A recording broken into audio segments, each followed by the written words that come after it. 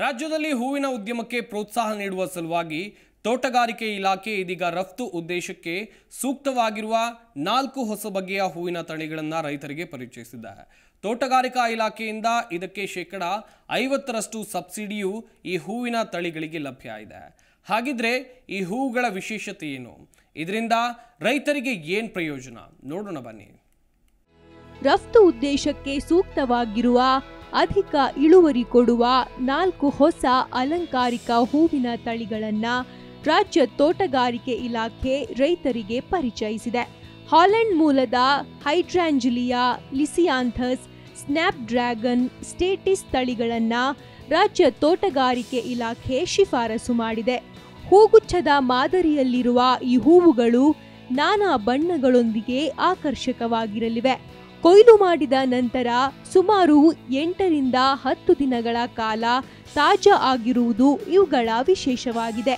Covid ಸಂದರ್ಭದಲ್ಲಿ ಪುಷ್ಪೋದ್ಯಮವು ಸಂಕಷ್ಟಕ್ಕೆ ಸಿಲುಕಿತ್ತು. ಅದಾದ ಬಳಿಕ ಕೃತಕ ಹೂಗಳ ಹಾವಳಿ ಎದುರಾಯಿತು. ಇದೆಲ್ಲವನ್ನ ಮೆಟ್ಟಿ ರೈತರಿಗೆ ನೆರವಾಗುವ ಉದ್ದೇಶದಿಂದ ಹೊಸ ತಳಿಯನ್ನ ಪರಿಚಯಿಸಲಾಗಿದೆ. ಕೆಲ ರೈತರು ಈಗಾಗಲೇ ಈ ತಳಿಗಳನ್ನ ಪಾಲಿ ಹೌಸ್ಗಳಲ್ಲಿ ಬೆಳೆಯಲಾರಂಭಿಸಿದ್ದಾರೆ.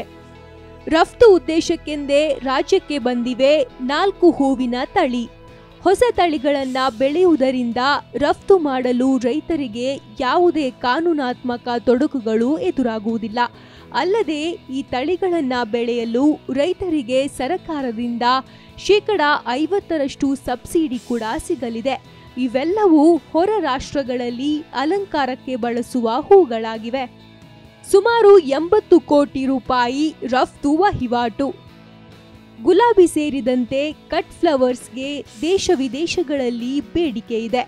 ದೇಶದ ವಾರ್ಷಿಕ ವಹಿವಾಟು ಸುಮಾರು 70 ರಿಂದ 80 ಕೋಟಿಗೂ ಅಧಿಕ.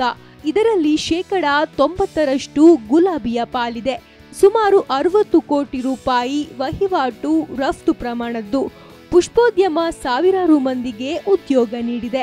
ಗುಲಾಬಿ ಹೂ ಸಂರಕ್ಷಣೆಯಿಂದ ಸಾಗಾಟದವರೆಗೆ ಸರಳ ಹಾಗೂ ಸುಲಭವಾದುದು. ಹೀಗಾಗಿ ಹೆಚ್ಚು ಹೂ ರಫ್ತಾಗುತ್ತದೆ. ಈ ಹೂಗಳಿಂದ ಸಬ್ಸಿಡಿ ಎಷ್ಟು ಸಿಗುತ್ತದೆ? Europe, Australia, New Zealand, Gulf, Singapore, Malaysia, America ಮತ್ತಿತರ ರಾಷ್ಟ್ರಗಳಿಗೆ ಹೂವುಗಳು ರಫ್ತಾಗುತ್ತವೆ. ಹೊಸ ತಳಿಯ ಹೂಗಳನ್ನು ಪಾಲಿ ಹೌಸ್ಗಳಲ್ಲೇ ಬೆಳೆಯಬೇಕಿದೆ. ಇದಕ್ಕೆ ಸರ್ಕಾರ ಶೇಕಡಾ 50ರಷ್ಟು ಸಬ್ಸಿಡಿ ನೀಡುತ್ತೆ. ಒಬ್ಬ ರೈತನಿಗೆ ಗರಿಷ್ಠ 4 ಲಕ್ಷ ರೂಪಾಯಿವರೆಗೆ ಸಬ್ಸಿಡಿ ಹಣ ಸಿಗುತ್ತದೆ. ರೈತರು ಬಿತ್ತನೆ ಬೀಜ ಹಾಗೂ ಸಬ್ಸಿಡಿ ವಿವರಗಳಿಗೆ ತೋಟಗಾರಿಕೆ ಇಲಾಖೆಯನ್ನ ಸಂಪರ್ಕಿಸಬಹುದು. ರಾಜ್ಯದಲ್ಲಿ ಎಲ್ಲ ಬಗೆಯ ಹೂವಿನ ಬೆಳೆಗಳು 38,000 ಹೆಕ್ಟೇರ್ನಲ್ಲಿ ಬೆಳೆಯಲಾಗುತ್ತಿದೆ. 1,500ಕ್ಕೂ ಹೆಚ್ಚು ಹೆಕ್ಟೇರ್ ವ್ಯಾಪ್ತಿಯಲ್ಲಿ ಪಾಲಿ ಹೌಸ್ಗಳಿವೆ. ಡಚ್ ಗುಲಾಬಿ ಬೆಳೆಯುವಲ್ಲಿ ದೇಶದಲ್ಲೇ ಪ್ರಥಮ ಸ್ಥಾನ ಕರ್ನಾಟಕಕ್ಕಿದೆ. ವಿಶ್ವದಲ್ಲಿ ಕೀನ್ಯಾ, ಇಥಿಯೋಪಿಯಾ ಹಾಗೂ ಕೊಲಂಬಿಯಾ ಗುಲಾಬಿ ಬೆಳೆಯುವುದರಲ್ಲಿ ಮುಂಚೂಣಿಯಲ್ಲಿವೆ. ಬಳಕೆಯಲ್ಲಿ ಸ್ಥಳೀಯವಾಗಿ ಹೊಸದಿಲ್ಲಿ, ಕೋಲ್ಕತ್ತಾ ಮುಂದಿವೆ. ಉಳಿದಂತೆ ಮುಂಬೈ, ಹೈದರಾಬಾದ್, ಚೆನ್ನೈ, ಗೋವಾಗಳಲ್ಲಿ ಬಳಕೆಯಾಗುತ್ತದೆ. ಇತ್ತೀಚಿನ ದಿನಗಳಲ್ಲಿ ಜಾರ್ಖಂಡ್ ಹಾಗೂ ಅಸ್ಸಾಂಗೂ ಬೆಂಗಳೂರಿನ ಪುಷ್ಪ ಹರಾಜು ಕೇಂದ್ರದಿಂದ ಹೂಗಳು ರವಾನೆಯಾಗುತ್ತಿದೆ. Bureau report, Zee Kannada news. ನಿಮ್ಮ ಜಿ ಕನ್ನಡ ನ್ಯೂಸ್ ಚಾನೆಲ್ ಈಗ Sun Direct number 292, U digital number 162, city cable number 51, GTPL number 17, Abhishek cable number 821, Rockline telecommunication number 51, Shri Basaveshwara cable number 60, Vinayaka digital number 53 ನೆಟ್ವರ್ಕ್ಗಳಲ್ಲಿ ಲಭ್ಯ.